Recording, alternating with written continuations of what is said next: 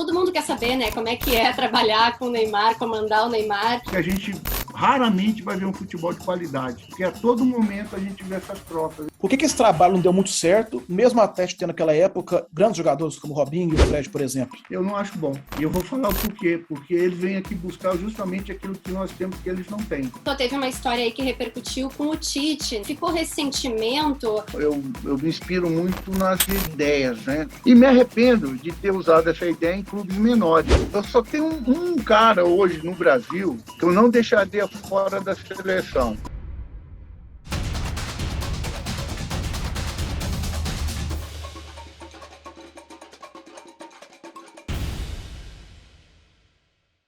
Samba Fute na área. Hoje a nossa conversa é com o técnico brasileiro que conseguiu o feito do primeiro ouro olímpico com a nossa seleção, além, claro, de muitas outras conquistas e histórias incríveis para compartilhar aqui com a gente. Rogério Micali, seja muito bem-vindo ao nosso canal e obrigado por aceitar nosso convite.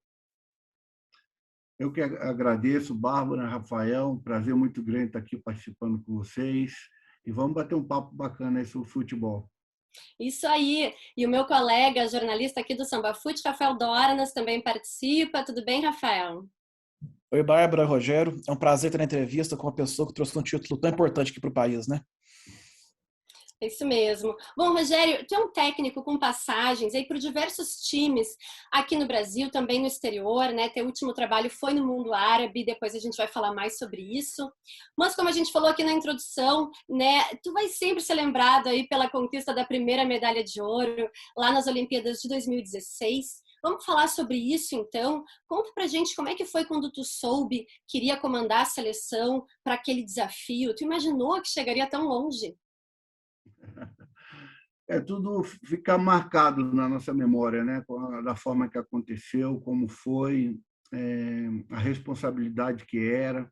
Eu me lembro que eu estava participando de um curso da licença da CBF, estava, né, em sala de aula com vários treinadores, mas a gente já tinha uma possibilidade, né? Porque eu já vinha treinando a equipe, eu já vinha participando da preparação da equipe para os jogos. O Dunga estava participando da principal e eu, no período que ele convocava a seleção principal, eu convocava a seleção olímpica e preparava a seleção.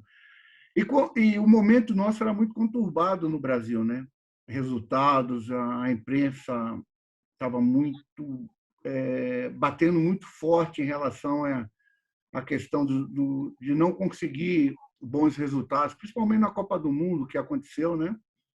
E eu lembro que a gente estava numa Copa América, não fomos bem, caímos na primeira fase, o Dunga houve o desligamento, eu fui chamado à sede da CBF, eu cheguei à sede da CBF, era 7h30 da manhã, e assumi a seleção mais ou menos 1h30 da manhã do outro dia. Eu tinha 24 horas para poder mandar a lista de convocados para o Comitê Olímpico. Então, foi muito intenso, tudo muito assim, rápido, né? Da forma que aconteceu, e que era necessário tomada de decisões muito rápidas, até porque a Olimpíada a gente sempre tem a dificuldade de trazer quem a gente quer. Nem sempre os clubes liberam. Então, existia a expectativa, existia um pré-preparo em relação ao que pudesse acontecer. Eu já tinha uma pré-lista organizada, não só para mim, mas também para o Dunga. Então, assim, existia um planejamento por trás de tudo, né? E quando realmente consolidou que seria eu a comandar a seleção, eu já tinha algumas decisões tomadas. Mas foi muita responsabilidade, mas, ao mesmo tempo, uma satisfação, né? Uma grata satisfação. E hoje, olhando para trás, uma medalha fica muito mais prazeroso ainda tudo que aconteceu. Com certeza. E, Rogério, quais os principais ensinamentos desse período das Olimpíadas? Que quando você assumiu a seleção, tinha certa desconfiança assim, do torcedor. O Brasil ia para os jogos com a pressão enorme, porque nunca tinha ganhado antes do título, né? Como você lidou com essa pressão e como lidar com os jogadores também? Olha, uma coisa que me marcou é assim, eu tinha que passar tranquilidade, porque pressão já existia demais, né? Todo mundo pressionava. a torcida, a mídia, a própria seleção em si, por não ter ganho até então, era uma marca que faltava e que era um desejo muito grande de todos, né, essa medalha. Então, existia uma pressão muito grande. A atmosfera era pesada por tudo, né? Então, o que competia a mim nesse ambiente todo era trazer tranquilidade, era trazer confiança, trazer serenidade nos momentos mais tensos, que nós passamos muitos momentos tensos, né? E demonstrar a todo momento que a gente estava trabalhando sério, né? Existia uma preparação adequada, uma preparação boa sendo feita. Nós tínhamos um time com qualidade, com nomes, na época ainda, alguns já consolidados, outros ainda buscando se firmar no mercado, mas existia uma expectativa muito grande em relação a esses nomes. Então, tudo isso era um fator de confiança. Nós precisávamos ter tranquilidade para exercer aquilo que a equipe tinha condição de exercer, jogar futebol, jogar bem. E era isso que eu tinha que passar, só que os dois resultados iniciais quadruplicou essa pressão, né? Porque aí demos motivo a quem já desconfiava de desconfiar mais ainda a nível hard. E então foi muito tenso, mas ao mesmo tempo a gente tinha números que nos permitiam confiar e a coisa estava caminhando bem, que era a questão da bola entrar, tirar aquele nervosismo, que as coisas iam começar a acontecer. E, Rogério, até jogar em casa também, né? A pressão aumenta um pouquinho mais Tá também. doido, tá doido. É uma loucura, porque jogar fora, querendo ou não, pelo momento da seleção brasileira, naquele momento era melhor para nós, porque dentro de casa, por tudo isso, a cobrança era muito pesada. A gente não conseguia fazer gol. Já nos 15 minutos, já começava a ouvir vaias no estádio, né? A pressão ali em Brasília, a atmosfera de Brasília foi muito ruim para a gente. Ela melhorou muito em Salvador, minha terra, né? Me abraçou a seleção. E ali a gente teve outra, pisando em Salvador, em solo, já no aeroporto, no hotel, já foi uma outra atmosfera e aquilo nos ajudou também, né? Isso fortalece, né? Você tendo o apoio daqueles que você acha que é próximo. E no nosso caso, como seleção, todos eram para ser próximos, mas a gente teve esse carinho maior ali em Salvador. E no momento de tensão total. E aí, na hora que a bola entrou, realmente tiramos um peso e a coisa, a gente sabe da história, né? A coisa andou de uma forma assim muito boa, principalmente naquele jogo, né? Ganhamos de 4-0, foi um alívio e consolidou de fato a ideia, né? Aquilo que a gente queria. O Luan entrou muito bem na equipe também, o Wallace entrou muito bem. A mudança do Neymar para hoje o que ele faz, né, que é por dentro. O Neymar até então não tinha sido mudar de posição, ele jogava por fora e a gente colocou o Neymar por dentro. Foi muito difícil tomar essa decisão também, porque se mudar o maior craque da nossa seleção da posição original dele, isso é muito difícil, né? E só que o Neymar foi muito gentil, né, podemos dizer assim, em compartilhar das ideias e aceitar esse desafio que hoje ele exerce com maestria, né? No PSG e na própria seleção brasileira. Sim. Então, foi muito boa essa aceitação nossa do povo de baiano, né, de Salvador. Legal. E tu estava falando sobre o Neymar, a gente queria justamente perguntar sobre ele, né? Como é que foi trabalhar? Todo mundo quer saber, né? Como é que é trabalhar com o Neymar, comandar o Neymar? Tu até elogiou ele bastante, né? Na época também. Como é que foi então esse trabalho durante as Olimpíadas no geral? E tu concorda com a enxurrada de críticas que ele recebe frequentemente? Olha, trabalhar não só com o Neymar, mas com a maioria não, a grande totalidade daquele grupo foi diferente, né? Aquele grupo nós tínhamos assim os jogadores com a idade mais idade. O Neymar tinha 24 anos, era jovem, recém saiu ali daquele limite que a gente poderia convocar até 23. Mas o meu time não tinha muitos jogadores de 23 anos. A maioria, à época, o Gabigol tinha 19 para 20, o Jesus tinha 18 para 19, Thiago Maia tinha 18 para 19. Nossa equipe era jovem, muito jovem. Eu tinha poucos jogadores ali que beiravam, assim, tinha mais o Marquinhos. O que eu posso dizer de um elenco como esse é que você não precisa, a cobrança ela não é tão necessária no dia a dia.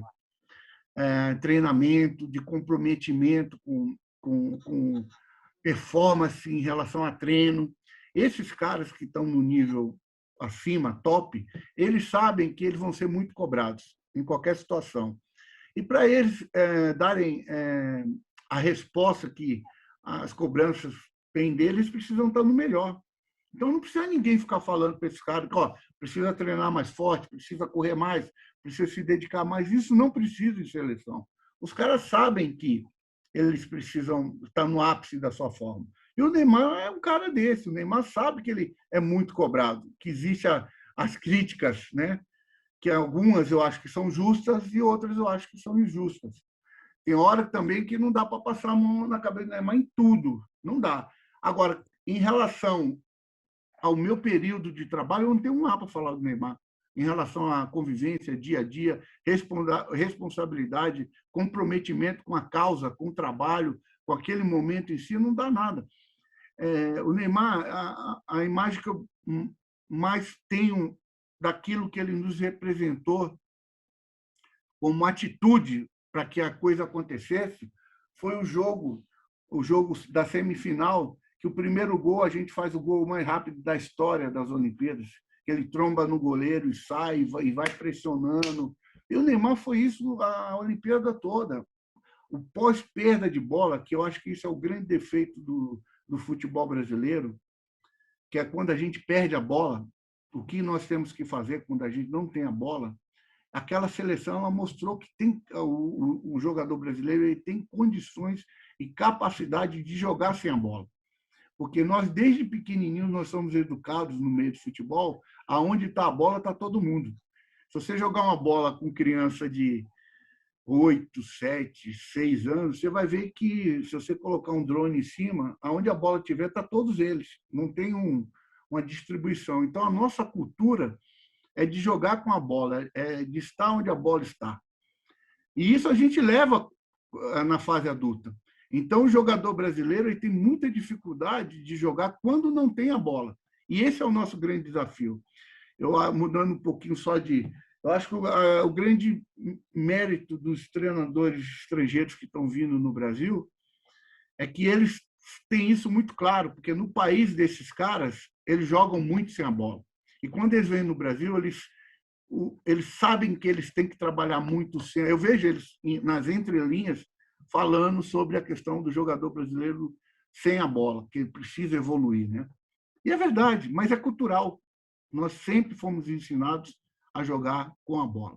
Então, voltando à pergunta, não tive dificuldade, é um grupo totalmente comprometido e o slogan da nossa seleção era principalmente sem a bola, porque todos os outros requisitos nós tínhamos qualidade. Com a bola nós tínhamos muita qualidade física nós tínhamos muita qualidade, se posicionar nos sistemas, esquemas, como as pessoas queiram falar, a gente tinha cognitivo para executar. Então, assim, o ponto que a gente precisava abordar muito forte era sem a bola. E o Neymar respondeu isso muito bem. E o Neymar respondendo a isso, todo o resto vai. Porque se o Neymar responde, ele está correndo, ele está pressionando, ele está tentando recuperar a bola. Como eu não vou fazer isso? Então, a importância dele, fundamentalmente, foi nesse aspecto. Isso é um ponto até que eu não abordei em entrevista. Você vê, eu estou colocando aqui para vocês uma situação que era o ponto-chave nosso.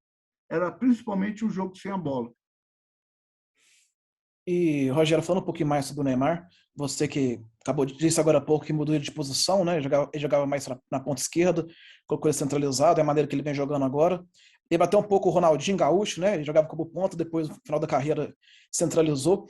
Você acha que a seleção brasileira e o PSG, até o Barcelona, perderam tempo deixando o Neymar jogando na ponta esquerda, ao invés de colocar mais tempo centralizado? Eu acho que também tem uma questão de maturidade para você exercer essa função. E o Neymar, na beirada, ele era muito também produtivo, porque ele jogou do lado de uns caras que... Ele jogou do lado do Ganso, que é um cara que pensa demais, é um cara que a gente fala pifa, né, a bola, põe muito, sabe muito usar o ponto futuro. E o Neymar ele sabe usar muito esse espaço nas costas da linha defensiva, né, da última linha, né, ou da primeira linha do adversário. Então ele era muito interessante, ele era velocista, ele tem 1-para-1, ele passa com uma facilidade muito grande, ele desmonta estruturas táticas bem montadas. Então assim, ele foi importante. Depois ele em seguida foi para o Barcelona. E aí ele encontra o Messi, que é outro gênio também que pifa, que coloca essa bola em um ponto futuro. Só que aí ele vai para um PSG que já não tem essa característica, não tem ninguém com essa característica naquele momento. Talvez ele fosse o jogador que mais se enquadrasse nisso, porque lá tinha um Cavani, tinha um Di Maria, tinha todos os jogadores que sabiam fazer gol, mas precisava de um cara que pifasse esses caras. Sim. Era a mesma coisa comigo na seleção olímpica. Eu tinha caras que sabiam fazer gol. Eu tinha o Gabigol, tinha o Jesus, tinha o Luan, mas eu estava naquele momento precisando de um cara que colocasse a bola para esses caras. E eu levei o Felipe Anderson, mas o Felipe Anderson estava no momento que estava retornando de férias, estava demorando um pouco mais para se condicionar. E aí, pela necessidade, a gente só podia ter 16 jogadores na seleção. E eu via no Neymar essa característica de pifar. Conversei com ele, ele também foi super aberto à ideia, ele veio. Então, tudo é momento. Hoje, no PSG, mesmo atualmente, mesmo com o Messi, já começa a ter um confronto de novo dessa posição. Você entende? Porque não Sim. dá para jogar também dois por dentro com o Messi e o Neymar. Aí o time perde muito numa transição defensiva, que eu acho que é o que o PSG sofre demais, sem a bola. O problema nosso, que a gente, na nossa cultura, eu vejo isso muito hoje no PSG. Sem a bola, é um time que ainda carece de uma estrutura defensiva maior de todos, porque não existe mais só o ataque, só a defesa. Existe um grupo que defende e um grupo que ataca. E o PSG ataca muito bem, mas na hora de defender não é tão bem assim como o ataca. Então, eu acho que hoje o momento do Neymar, eu acho que até no PSG, se continuar indo o Messi, eu acho que não tem espaço para os dois naquela região, né? Vai ter que colocar um para o lado de novo, novamente. Né? Uhum. E depois, então, das Olimpíadas, né, Rogério? Tu até comentou, teve uma história aí que repercutiu com o Tite, né? Que tu gostaria que ele tivesse sido mais contundente em falar que não teve nenhuma participação ali naquela conquista. Afinal, assim, as expectativas em torno de ti estavam altas e tu acabou sendo demitido ali da CBF depois de não classificar o Brasil para o Mundial Sub-20. Tu acha que ele não ter falado nada naquele momento te atrapalhou de alguma maneira? Ficou ressentimento em relação àquela demissão? Não, assim, a questão com o Tite foi muito assim, pontual naquele momento, né? Porque nós também, assim, nós temos também uma cultura no Brasil de buscar heróis e vilões. Quando se ganha, tende a achar que um cara ou dois caras foi o herói daquela conquista. É como a gente fala daquele Mundial que nós ganhamos, que foi o Bebeto e o Romário. E não é, vocês se lembram? Não precisa nem citar nada. Falar Bebeto e o Romário já remete àquilo. Sim. Mas ali teve várias pessoas que contribuíram, cada um dentro da sua função, de forma decisiva. E também, ao contrário, quando não ganha, ou tem um desastre como foi a Copa do Mundo em casa, o culpado é o Filipão, o culpado é o Fred, que chamavam Fred de Cone, e o Thiago, que nem jogou o jogo contra a Alemanha, levou uma carga de assim, as pessoas rotulam, né? Tem essa questão do rótulo. E aquele momento eu fiquei um pouco chateado, porque na hora que nós ganhamos, houve uma tendência de algumas pessoas da mídia, principalmente, transferir aquele mérito para o Tite. E o Tite não foi enfático em dizer que não foi, que ele não teve participação nenhuma. Só isso. Aí depois, quando houve a dispensa, porque eu não fui escalado para fazer o Sul-Americano. Seria o Amadeu, que estava tudo combinado para o Amadeu fazer o Sul-Americano. E quando, de última hora, me colocaram para fazer o Sul-Americano. Eu não me sentia, naquele momento, tão preparado, porque eu foquei um ano à frente da Olímpica. Eu fiquei muito focando, mapeando os jogadores, porque, assim como ele não quis abraçar o Tite quando assumiu a Olímpica e a principal, porque é difícil. Eu também não queria abraçar a Olímpica e a Sub-20 naquele momento. Eu optei pela Olímpica, já que eu fui. E consegui aquilo que me deram como tarefa, eu fui e fiz. Mas aí depois mudou-se tudo, fui para a Sul-Americana, a gente não foi tão bem, não é que nós fomos péssimos, não. Foi a primeira vez na história, não vai acontecer mais, que uma seleção com 6 pontos não classifica para o Mundial. Já teve seleção que classificou com 5 pontos em várias. Primeira vez na história que não classificou. Foi uma série de fatores que ocorreram. Se a gente ganha um jogo lá, a gente estava brigando por título.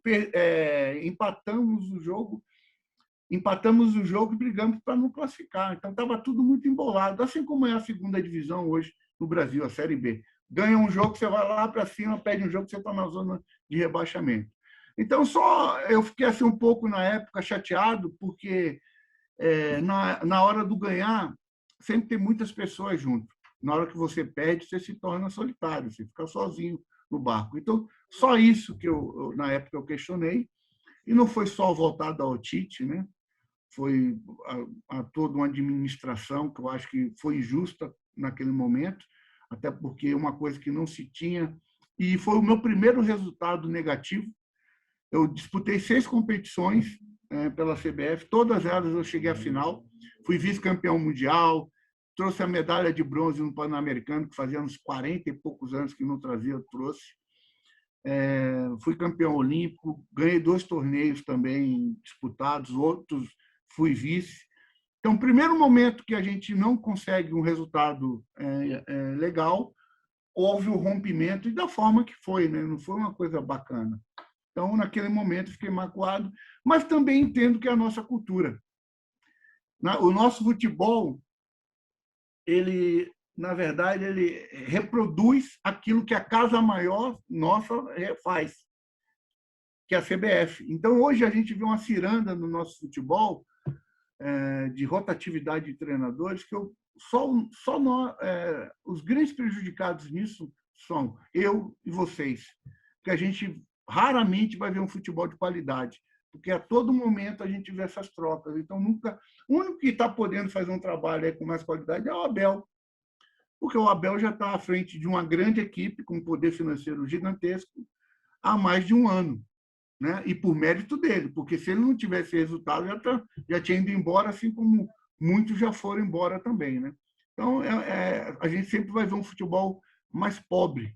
E, assim, é reflexo daquilo que aconteceu comigo na CBF. Não trouxe o resultado imediatamente, está fora, né? Não tem. Mudou-se isso com o Tite, que para mim foi eu pensei, eles estão mudando, porque o Tite não ganhou a Copa do Mundo e permaneceu para o novo ciclo. Então, isso é bacana também, né? A gente saber que porque te traz experiência. O Tite hoje não vai ser o mesmo o Tite da outra Copa do Mundo. Claro. Ele vai ter muito mais experiência, ele vai errar menos.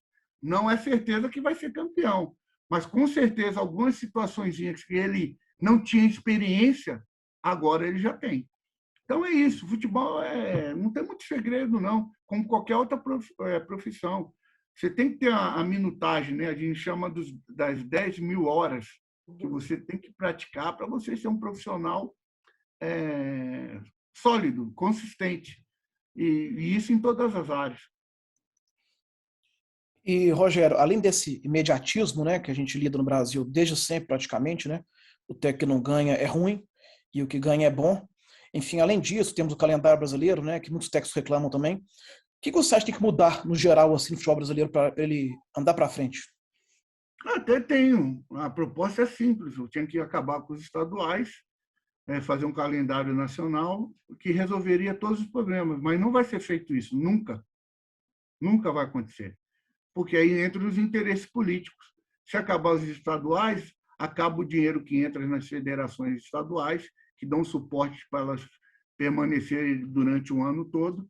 Consequentemente, quem tirar o estadual perde os votos dessas federações, consequentemente, não vai se eleger presidente da CBF e, consequentemente, perde-se o poder.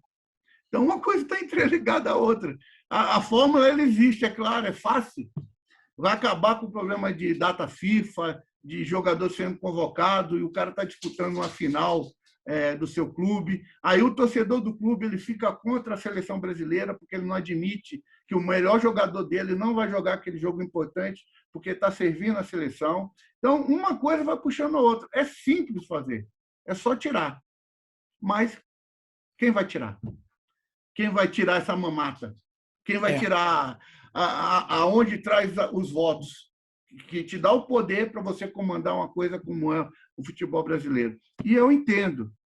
Veja bem, eu também tenho que entender que o estadual ele emprega muita gente. É muita gente que ia ficar desempregada. Só que, se você pegar a Alemanha ela não tem 4 divisões. A Itália ela não tem 4 divisões. São uma série de divisões que tem. Por que não a gente não pode fazer no Brasil? Porque isso também você vai ter que tirar o dinheiro de uma Série A e de uma seleção nacional e fomentar essas outras séries, porque elas não dão lucro. Isso é questão de fomento. Eu vou tirar daqui que me dá uma grana e vou pôr ali um pouco para fomentar para essa indústria ela continuar produzindo. Mas não, as pessoas só querem tirar da onde é o bom. Elas não querem pegar do bom e colocar ali onde não é tão bom, mas que dali vem os jogadores, dali vem treinadores, dali vem preparador. Porque, às vezes, eu comecei a minha carreira na Portuguesa Londrinense. Talvez vocês dois nunca ouviram falar. Mas eu tenho o maior orgulho disso. É um clube de bairro, praticamente. Passava maior foi lá onde eu comecei. Então, esse clube ele não tem um calendário. Assim como o clube também, o Paraná Clube, que eu dirigi na primeira divisão, hoje praticamente está na Série D, e se não classificar, ele está sem série para o ano que vem. Sem série. Sem série. Então, assim, se a gente não olhar, aí, nós estamos falando de um Paraná Clube. Está certo que administrações péssimas, qualidade de dirigente horrível, mas tem coisas que são fáceis de solucionar. É só ter boa vontade e querer realmente fazer um futebol mais forte. Mas não é isso que a gente vê. A gente vê que quem está no poder quer permanecer no poder, custe o que custar. Então, a gente paga um pouquinho por essa gestão, né? Essa gestão do nosso futebol. Sim. E pegando tudo isso agora que a gente está falando, se a gente for falar do trabalho, né, como técnico no Brasil e no exterior, para resumir, assim, essa questão da falta de tempo, né, para conseguir implantar uma ideia no time, o que mais, assim, que tu acha, então, que seriam as principais diferenças, tu com a tua experiência trabalhando tanto no Brasil como no exterior, né, de comandar uma equipe? Tem também, como tu disse, tratamento da direção, né, que é diferente, a cobrança do treinador, seria, então, um conjunto disso tudo? As diferenças? Vai sair um estudo aí, eu recebi em primeira mão, do Matheus, é um rapaz que a gente participou desse projeto com ele, ele faz parte de uma faculdade alemã que está estudando sobre futebol, e assim a média de permanência de um treinador no Brasil, eu estava lendo agora superficialmente, acabei de receber a primeira parte dessa pesquisa, é algo absurdo, é 65 dias. Como é que você constrói alguma coisa em 65 dias? É assim, tem dado, a forma de contratar um profissional. Por exemplo, se você tem uma empresa, você precisa de um funcionário, como é que você vai contratar? Você vai pegar os currículos, você vai avaliar, você vai chamar os interessados para uma entrevista, vai conversar para entender aquilo que aquele cara pensa sobre futebol. Assim é normal. Futebol, não. Futebol não funciona assim, né? Até porque o dinheiro não são dos caras, né, que administram. O dinheiro é de um clube que, independente do que vier acontecer no futuro do clube, aquele cara quer deixar o nome dele marcado naquele momento, seja de que forma for. Nem que o clube quebre daqui a 4 anos e ele não exista mais. Mas, naquele momento, ele quer deixar a marca dele. E essa marca tem um preço, né? Às vezes, o preço é muito caro. Às vezes, o preço custa a extinção do clube. Então, às vezes, eu fico um pouco...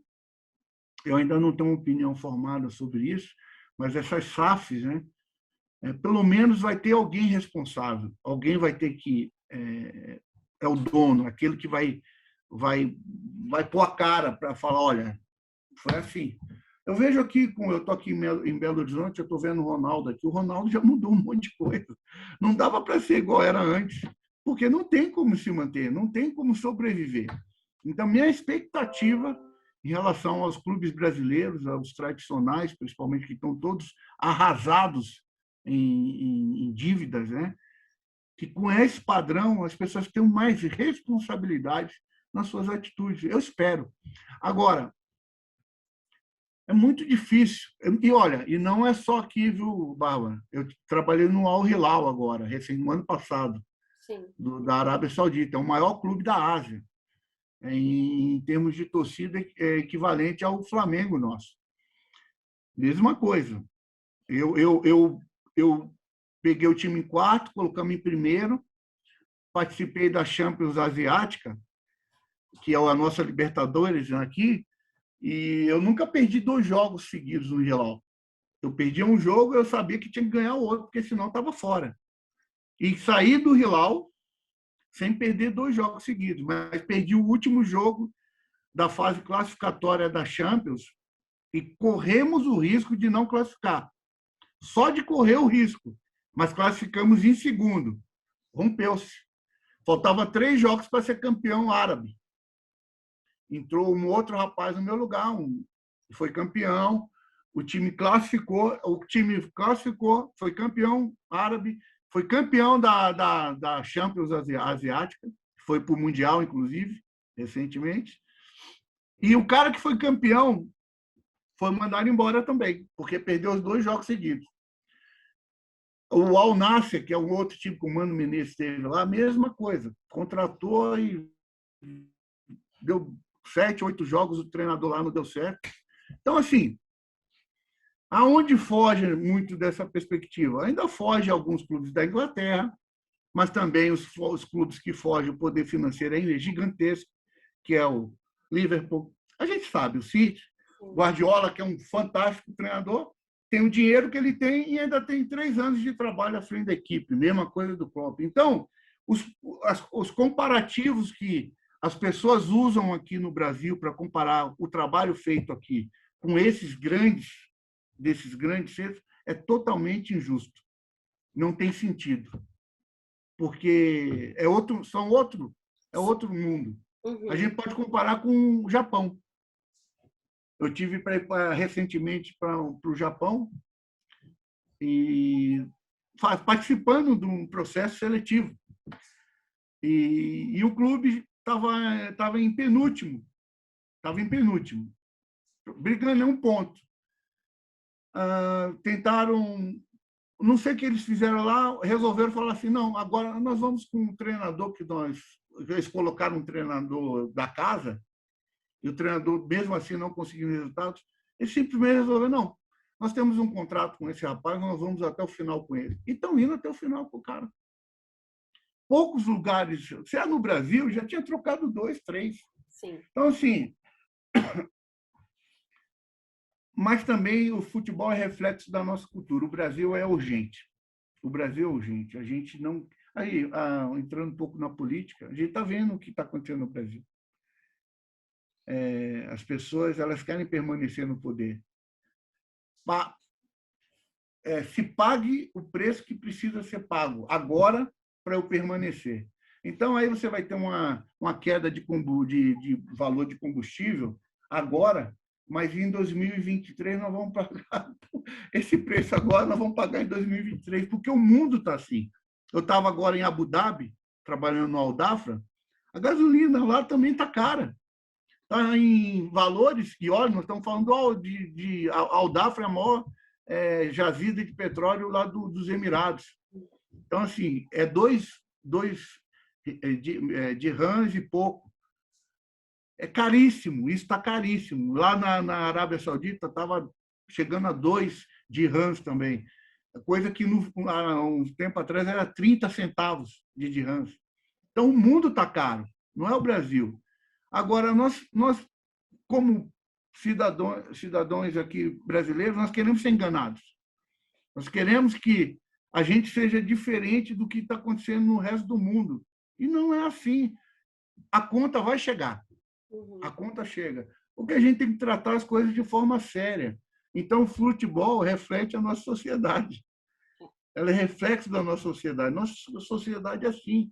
Nós somos trabalhados para engolir aquilo que é o mais fácil para aquele momento. Mesmo que daqui a 2 anos a gente tenha que pagar uma conta muito mais cara do que essa que nós vamos pagar agora. Desculpa entrar em outros assuntos, mas é assim que funciona. É a nossa cultura. Sim. E, Rogério, depois voltando um pouco para a época das Olimpíadas, um pouco depois, na verdade, você teve uma grande oportunidade na sua carreira, né, nos maiores clubes do país, no Atlético Mineiro, e na época você chegou a dizer que foi até uma convocação com o convite do Galo, não, né, porque você tinha uma história anterior da base lá, né? Por que esse trabalho não deu muito certo, mesmo o Atlético tendo naquela época grandes jogadores como o Robinho e o Fred, por exemplo? Eu acho assim que foi um conjunto de fatores. A gente naquela época a gente perdeu o Maluf, né? Que era um cara assim que era formidável na função dele. Nós ficamos um bom tempo ali sem ninguém. A gente trouxe o André Figueiredo da base, que trabalhamos juntos, né? Eles que me trouxeram. Eu estava na China quando me chamaram para vir. E ali assim o time ele vinha oscilando, né? Porque era um time que tinha uma certa idade. Nós tínhamos ali o Fred, o Robinho, o Léo, o Fábio, o lateral. O time era um time já muito acima dos 30, a grande maioria dos jogadores. E isso reflete no segundo semestre do ano. Primeiro semestre vai bem ali. Agora, quando bate o segundo semestre, você é envolvido em 4 competições diferentes, que era o caso nosso ali, a gente não treinava, né? Porque a gente estava disputando Libertadores, Copa do Brasil, Brasileiro e tinha a Primeira Liga, na época. Então, tinha 4 competições para você disputar. Era impossível. Não tinha como. E aí começou a lesionar. Aí você tinha a opção assim, Rafael, ou eu treino ou eu jogo. Porque se eu treinar da forma que eu tenho que treinar, chegando a equipe, esses caras não vão jogar. Porque se pegar forte ali para treinar, os caras, como eu falei, uma idade avançada. Então, a gente viveu ali de vídeos. Foi um período no Galo que eu vivi passando vídeo para os caras, tentando treinar os caras através de vídeo, de adversário, de como que a gente poderia melhorar sem a prática do campo. Então, isso foi para mim, que sou um cara extremamente, tento ser didático, que gosta de campo, que venho de base, que gosto de detalhes, e você não ter isso, realmente me deixou meio de mãos atadas. E falta de experiência, porque hoje, olhando, eu barrei Fred, barrei Robinho, barrei uma série de jogadores. E isso traz reflexos também, porque eu lembro um jogo contra o Fluminense no Maracanã, a TV mostrava mais os dois no banco do que o jogo. Sim. E isso, querendo ou não, funciona assim, né? Então, poderia ter tido um pouco mais de tato para lidar com essa situação, de falta de rendimento, porque eu lembro a época, um vinha 24 jogos sem fazer gol, o outro estava 14 jogos. Isso era uma marca muito expressiva para jogadores que representavam o que os dois representam, né? E eu tentei motivá-los, eu tentei mexer de alguma forma para que houvesse uma solução dentro de campo. E a forma que eu achei foi tirá-los do time. Sim. E realmente causou um impacto. Talvez, não digo que eles se rebelaram de forma nenhuma, acho até que foram super, o Robinho principalmente, um cara super do bem, um cara muito bom de trabalho. Realmente é uma fase difícil e que as coisas não encaixaram. A gente teve um empate dentro do Mineirão que causou ali já um estremecimento, empatamos contra o Jorge Wilstermann, tivemos gol anulado, 3 bolas na trave, aqueles jogos que a bola não entra. Então, foi a minha maior grande oportunidade. Eu tenho uma característica, Rafael, até hoje eu sempre volto às equipes que eu já trabalhei. Foi assim no Figueirense, foi assim no Paraná Clube e foi assim no Galo. Sim. São as 3 equipes que depois que eu estou indo assim no Brasil, estou falando, né? Sim. São as 3 equipes que eu trabalhei. Sempre eu retorno. Isso é um bom sinal, no meu modo de ver. Alguma coisa de bom você deixou para você ser chamado de volta. E outra coisa, trabalhei com muito poucos managers. Aqui é diretor esportivo. Trabalhei só com o André Figueiredo. Trabalhei com o André Figueiredo. Trabalhei com o André Figueiredo e trabalhei com o Damiani. Trabalhei com o André 6 anos e com o Damiani 6 anos. Então, tem um pouco trabalho também com esses diretores esportivos. Conheço poucos, né? Então, assim, é uma característica. Agora, eu estou sempre muito focado mais fora do país, né? Tentando trabalhar, ficar mais fora do país. Vamos falar um pouquinho, então, justamente sobre categorias de base, né, que tu mencionou aí. Tu trabalhou em times por muito tempo, né? No Figueirense mesmo foram 4 anos, no Atlético foram 6. Tu teve esse tempo, né, de desenvolver os atletas.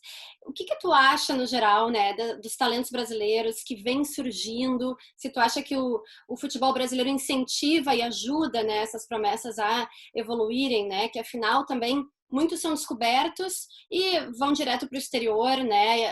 Acabam não se tornando, no caso, ídolos aqui no Brasil, como já foi o caso antigamente. Me preocupa um pouco. Esses dias eu até participei de uma entrevista que eu falei sobre isso. Até um jornal de fora me perguntando sobre isso, essa questão de tirar jogadores brasileiros muito cedo. Eu não acho bom. E eu vou falar o porquê. Porque eles vêm aqui buscar justamente aquilo que nós temos que eles não têm.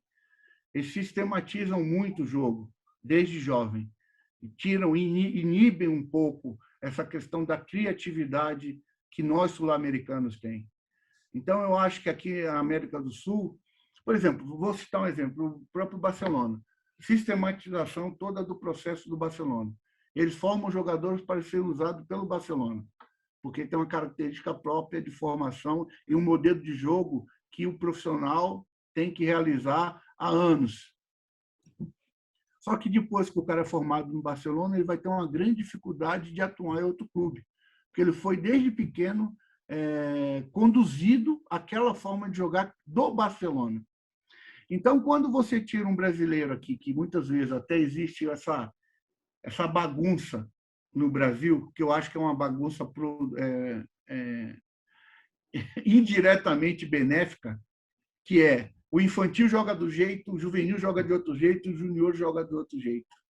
Porque você, numa faculdade, você não aprende raiz quadrada na 4ª série, na 2ª série. Você vai evoluindo para chegar lá e você aprender a raiz quadrada, porque senão você não sabe nem o que está acontecendo. Eu acho que o futebol brasileiro ele proporciona ao jogador ele ter várias experiências, ele passar por diversas situações que muitas vezes ele indo para um clube europeu ele não vai ter essa possibilidade, porque eu vejo que o próprio Barcelona ele tem o zagueiro espanhol, ele tem o meio de campo espanhol, tudo lateral, tal. Chega lá na frente ele vai encontrar aqui na América do Sul, ele vem buscar o brasileiro, o argentino e o uruguaio. Por que isso? Porque foge do padrão deles. Tem que ser alguma coisa que desarrume a defesa adversária. E para desarrumar, você tem que sair de um padrão. Tudo que é padronizado é fácil de ser ter a leitura. Então, eu acho que o jogador brasileiro, a nossa formação, ela tem essa característica, mesmo sem querer. Só que também nós estamos tendo que tomar cuidado, porque hoje nós estamos absorvendo muito a literatura europeia, alemã, holandesa, principalmente a portuguesa, e perdendo as essências que nós temos como trunfo, que é o Rodrigo ser contratado pelo Real Madrid, é o Vinícius Júnior sendo contratado pelo Real Madrid, e tantos outros, que é na hora que a coisa está ruim, ele vai lá, balança de um lado, balança do outro, passa por 2, 3 e dá o passe. Então, essa é a nossa característica. A gente precisa otimizar isso. Não ser uma bagunça, né? Mas isso é bom. A gente precisa só sistematizar esse processo, que é bom. Então, me preocupo quando a gente está perdendo muitos jogadores talentosos cedo para a Europa, porque eles vão entrar dentro do processo de formação do jogador europeu. E aí ele vai aprender muito outras coisas que a gente não tem ainda, mas também vai abrir mão de outras que são necessárias para, na hora que a coisa está ruim, na hora que estão os dois times balançando ali, bloco baixo, balanço para lá, balanço para cá, e não tem ninguém que faça nada diferente, acabou. É 0-0 o jogo, não acontece nada. Então, eu acho que nós temos essa característica de produzir jogadores que fazem diferença. E a gente não pode perder isso. Rogério, falando um pouquinho agora sobre a seleção brasileira e a Copa do Mundo do Catar que está chegando aí, o que você está achando do trabalho do Tite na seleção, né? Como você mesmo disse, ele está tendo um segundo ciclo de Copa do Mundo, né? Poucos treinadores brasileiros tiveram essa oportunidade. Você acha que o trabalho vem sendo bem feito? E você acha que o Brasil é um dos favoritos para ganhar o título esse ano e o Hexa? Então, Rafael, eu acho que sim. Eu acho que nós temos tudo para fazer uma final, eu acho. Chegar à final. Porque uma final sempre é muito complicado, né? Mas eu acho que nós temos time, nós temos um bom treinador. Eu acho que o Tite chega mais experiente para essa Copa. Eu vejo pelos jogos, por tudo que nós conversamos na CBF, eu acho que algumas coisas o Tite evoluiu em relação à forma de jogar na seleção. Eu acho que ele vem dando mais oportunidades a ele mesmo de experimentar outras situações, porque o Tite é um treinador que vencedor, chegou na seleção porque fez um grande trabalho no Corinthians, e no Corinthians ele tinha uma forma muito consistente de jogar, que também levou isso à seleção brasileira. Só que eu vejo que nesse novo ciclo ele deu mais abertura a si mesmo a experimentar coisas novas para ele em si. Eu vejo a seleção jogar com muito mais alternativas, né, para mudar uma situação do jogo. Eu vejo isso na seleção. Então, eu vejo que a nossa seleção, hoje, ela está melhor preparada, ela está mais experiente, ela está consistente pelos resultados que vem tendo ao longo aí desses 4 anos. Então, jogadores de uma safra formidável, essa mescla, né, da juventude, os meninos que estão vindo com aqueles remanescentes que vão trazer a experiência necessária para saber suportar a pressão de uma Copa do Mundo. Eu acho que nós temos aí uma boa fórmula para a gente sim buscar esse título. Eu vejo como um momento importante, eu acho que é uma grande oportunidade. Legal. E tu acha, então, que ele vem fazendo boas escolhas na convocação? Por exemplo, qual seria a tua equipe ideal? Bom, eu acho que assim, a equipe dele, assim, eu só tenho um cara hoje no Brasil que eu não deixaria fora da seleção. Aí, como eu estou falando, como profissional e torcedor. Eu estou acompanhando muito de perto o que o Hulk tem feito. E o Hulk oferece uma forma de jogo que nenhum outro que ele convocou oferece isso hoje. Então, eu acho que o Hulk ele tinha que fazer parte, não estou dizendo para ser titular, não. Estou dizendo fazer parte ali para uma eventual situação de urgência, de um final do jogo, de se a gente estiver perdendo o jogo, a gente precisar de uma bola aérea, de um cara que tem um físico mais, um cara mais forte ali. O Hulk hoje está jogando por dentro, diferentemente daquilo que ele jogava anteriormente. Eu tenho acompanhado ele aqui no Galo, está fazendo gol de tudo quanto é jeito. Assim, está num momento assim. O Hulk hoje parece que está melhor do que a época que ele foi para a seleção brasileira. Mas aquilo que eu falo para vocês, né? A gente cria rótulos, e o Hulk se tornou um daqueles rótulos, né? Daquela seleção que não deu certo, e muitas vezes não damos oportunidade a um cara que está mais experiente, está mais preparado, está no momento assim ímpar da sua carreira, por uma coisa, um momento ruim que aconteceu no seu passado. Então, acho que o Tite está no caminho certo. Os nomes, não coloco aí nenhuma objeção. Eu acho que ele está convocando aqueles que estão no momento melhor, mas eu só colocarei esse adentro. Eu acho que o Hulk hoje, por tudo que ele tem feito no Brasil, pelo que a gente está vendo, merecia uma chance, uma oportunidade de estar nesse grupo. Sim, o Hulk está jogando muito bem mesmo, né? Desde o ano passado. Rogério, falando ainda sobre Minas Gerais, né? Muita história no Galo, tá em Belo Horizonte, como você disse, mas você passou pelo Cruzeiro também, né? Foi uma passagem um pouco curta e teve até uma pitadinha de polêmica no final, que quando o Anderson Moreira saiu, você acabou saindo junto. Como é que foi essa história aí? E como estava o Cruzeiro? O torcedor quer saber do Cruzeiro, né? Agora a SAF comprou, eles estão super felizes, mas você acha que se não fosse o Ronaldo, como é que estaria a situação lá hoje em dia? Muito difícil. O Ronaldo foi foi um achado para o Cruzeiro. Não ao contrário nesse momento. Por mais que é um gigante, né? Eu assim, como eu trabalhei muitos anos no Galo, eu não tinha uma relação muito próxima com o Cruzeiro, porque é muito tempo de Galo, né? A Sim. partir do momento que eu comecei a trabalhar lá e me inteirar da história do Cruzeiro, de tudo que é o Cruzeiro, é um clube gigantesco, né? É algo assim surreal. Um clube desse porte está nas condições que o Cruzeiro estava. É aquilo que eu falo para você, né? Os caras querem ganhar um título para deixar o nome marcado na história a qualquer custo, e o custo quase acabaram com um clube como o Cruzeiro. Então, isso é inadmissível.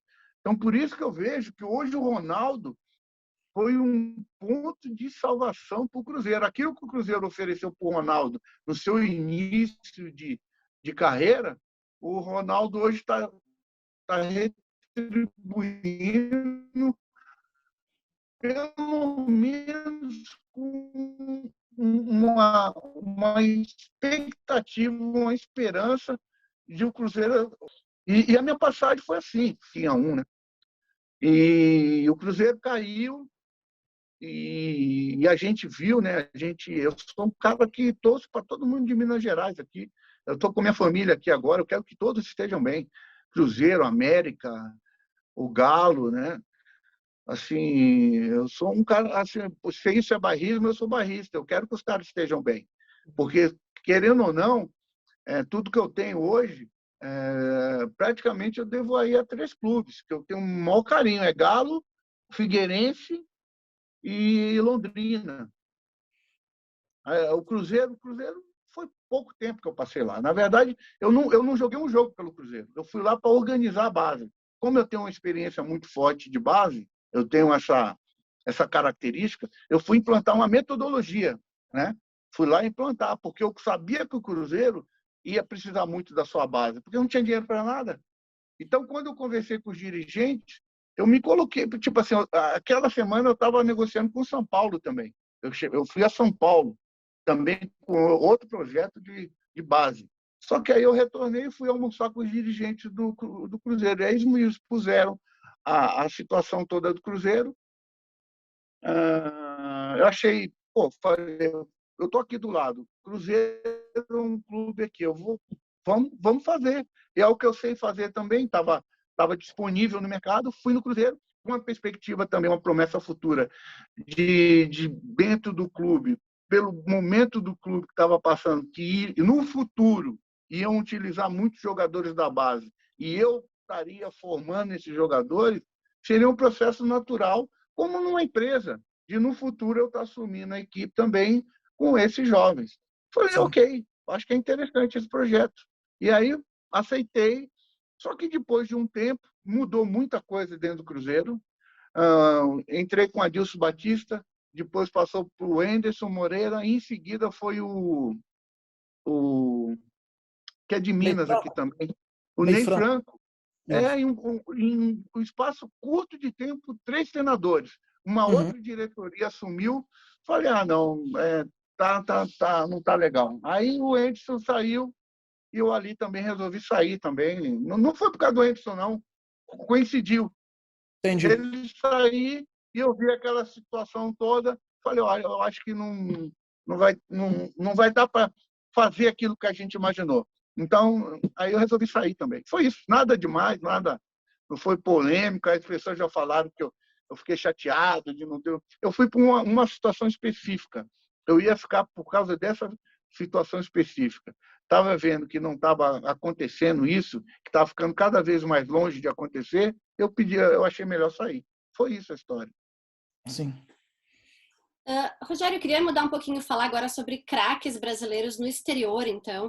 A gente tem até aqui no Samba Fute um prêmio anual, o Samba Gold, que vai para o melhor jogador e jogadora brasileiro atuando fora do Brasil. Ano passado foi o Neymar e a Gil Queiroz que ganharam o prêmio. Pegando esse gancho, então, quem que tu acha que vem se destacando aí dos nossos brasileiros no exterior esse ano?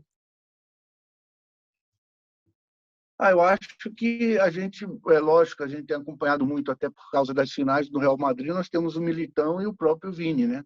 São 2 jogadores que, com muito jovens, já estão conquistando coisas importantes, ganhando uma casca, né? Aí pensando como brasileiro, e isso vai refletir na nossa seleção, com certeza. Eu acho que são 2 talentos. O Vini já demonstrava isso desde o Flamengo, né? Desde a época do Flamengo, nas seleções de base também. Ele só está dando a sequência aquilo que todo mundo esperava dele. E assim, você vê, nós temos uma geração. O Brasil é algo surreal. A gente já está vendo esse menino surgindo do Palmeiras aí também, que já não vai ficar aqui, né? Me fugiu o nome dele agora, porque eu estava agora nos Emirados, eu estava ouvindo, acompanhando a Copa São Paulo, o Hendrick, né? O Hendrick. Fazendo gol de tudo. É um absurdo isso. Isso é um absurdo. Como no Brasil aparece, a cada ano aparece um jogador assim que chama a atenção, né? Então, assim, eu acho que a seleção, voltando a esse caso, ela vai estar sempre muito bem servida, né? Nós temos aí sempre um talento, 2, 3 aí atuando em grandes clubes no mundo, ganhando experiência que vai se refletir dentro da seleção. Então, eu acho assim que nós estamos muito bem servidos. E, Rogério, assim, sobre técnicos, né, e até um pouco sua carreira também, quais técnicos do futebol brasileiro e até do exterior também você mais admira e se inspira? E se tem algo que você se arrepende na sua carreira de treinador? Olha, eu pego um pouco de cada, né? Assim, em vez de ser técnico em si, eu me inspiro muito nas ideias, né? Assim, eu penso em ideias, né? Eu tenho pautado muito o meu trabalho dentro de uma metodologia que eu acho interessante, que ela pode ser adaptada à nossa forma de ver futebol, que é a metodologia alemã, né, que eles chamam de zona vermelha, que é um futebol. O Sampaoli veio implantando, que chamou a atenção de todo mundo, né, que ele joga com 3 homens por dentro, os atacantes, com amplitude, com os 2 laterais, ou os 2 pontos bem abertos e o lateral indo por dentro. Essa característica de jogo na fase ofensiva que coloca muitos jogadores dentro do campo defensivo do adversário. Eu me inspiro muito nessa ideia, né? Eu gosto muito dessa ideia. E me arrependo de ter usado essa ideia em clubes menores, porque às vezes você não tem a qualidade necessária, você não tem o entendimento legal do jogo para executar tais funções. E isso reflete muitas vezes, assim como eu enxergava também a mesma dificuldade que o São Paulo, que eu tinha e que o São Paulo teve. A transição defensiva do São Paulo sempre foi a pedra no sapato dele, né? Ele tomava muito gol de transição defensiva. Porque, principalmente no Brasil, nossos jogadores, aquilo que eu volto a falar com você, sem a bola, como reagir? A gente tem essa dificuldade de reagir sem a bola. E muitas vezes o time jogando em bloco baixo, ele entra e você vai se expondo cada vez mais, se expondo. Quando você vê, você perde um jogo até de 4, 5, e você olha assim, você teve maior posse de bola, você teve mais chutes no gol, você teve mais passe certo. Os números aí são favoráveis a você, mas o resultado, você perdeu o jogo de 3, 2, 4-0, você não sabe como, mas é o futebol. Então, eu gosto muito das ideias do Klopp, né? Porque ele fala desse rock and roll, né? Dessa transição ofensiva, quando recupera a bola, uma velocidade máxima de chegar ao gol adversário o mais rápido possível, para não deixar o adversário se recompor, se reorganizar. Então, são várias ideias que eu tento sugar. O Guardiola, que é o que todos admiram. O que eu gosto mais do Guardiola dele é o jogo de posição, sempre criando superioridade numérica ao adversário nos setores onde está a bola, das ideias que eu também gosto. Então, assim, são vários treinadores que me inspiram, assim como tem alguns que nem são tão conhecidos, que trabalham muito com a bola parada, que são muito criativos em relação à bola parada, porque não tem qualidade. Então, eles se apegam a muitas jogadas ensaiadas para que seu time tenha êxito. Então, a gente vai tirando um pouquinho de cada um ali para tentar formar a sua ideia, né? Sim. Legal. E, Rogério, então, para finalizar, hoje tu tá sem clube, quais são os planos para o futuro? Onde é que tu gostaria de atuar? Então, eu tive conversando com um clube recente agora, né, do Irã, Sepahan, ficou entre eu e o meu sucessor no Hilal. O meu sucessor assumiu, que é um português. Ele tinha um clube do Irã e eu estou negociando já faz algum tempo com a seleção. Estou negociando, a gente está em vias de fato. Vamos ver se a coisa dá certo ou não. Está muito próximo, os detalhes estão acontecendo, né, para os dois lados. E vamos ver se até no máximo aí mais um mês a gente dá a resposta. A gente consegue chegar no acordo. O meu mercado ele se voltou mais para a Ásia, ali o Oriente Médio, né? Eu tenho a procura que eu tenho aqui no Brasil são. Eu fiquei um pouquinho receoso porque meus 2 últimos clubes no Brasil que eu trabalhei, eu tive uma dificuldade muito grande em relação a pagamento, não por mim, mas para o grupo. Os clubes não pagavam, então você administrar um grupo que não recebe é muito difícil. Eu fui muito prejudicado nessas escolhas, porque a partir do momento que eu assumi os clubes, esses clubes não pagavam mais. E aí você para de ser treinador, você começa a ser qualquer outra coisa, menos ser treinador, porque todo dia é um problema novo, desde colégio de criança, aluguel, vira um inferno no ambiente, por falta de pagamento. Então, isso me causou um pouco de trauma. Então, agora, assim, quando aparece alguma coisa que tenha... E a maioria dos clubes no Brasil hoje, principalmente, tirando um pouco a Série A, mas tem dificuldade financeira, né? Então, assim, eu estou olhando muito esse mercado para fora do país e eu espero realmente, né? Uma hora eu quero voltar para o Brasil de novo, eu quero voltar, mesmo que for para um clube, um projeto que não seja nem na primeira, nem na segunda, mas ter oportunidade de construir algo, não ficar só apagando incêndio nessas coisas. Eu gostaria, eu não tenho essa vaidade assim, não, tem que ser o time tal, nada. Eu quero ter uma condição de fazer um trabalho, de as pessoas conhecerem aquele time, aquela equipe, por um trabalho realizado. Essa é a minha grande vontade, uma hora, se eu voltar para o Brasil. Bacana. Muito legal.